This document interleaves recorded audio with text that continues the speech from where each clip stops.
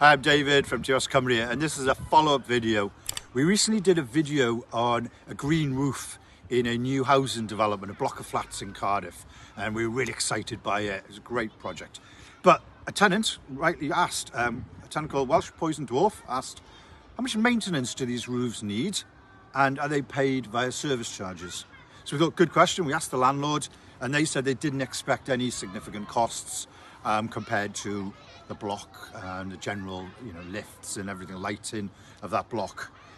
So we also then went onto LinkedIn and started asking some professionals about this, and we've got a range of views. Some saying there was little or minimal ongoing maintenance or watering or anything. Others, somebody with a green roof says, my green roof doesn't require any maintenance. But others disagreed, and they were saying, look, it's a living green area. It will need maintenance. You get block drainage, you get weeds, unwanted migrant plants, things like that. So they do require it.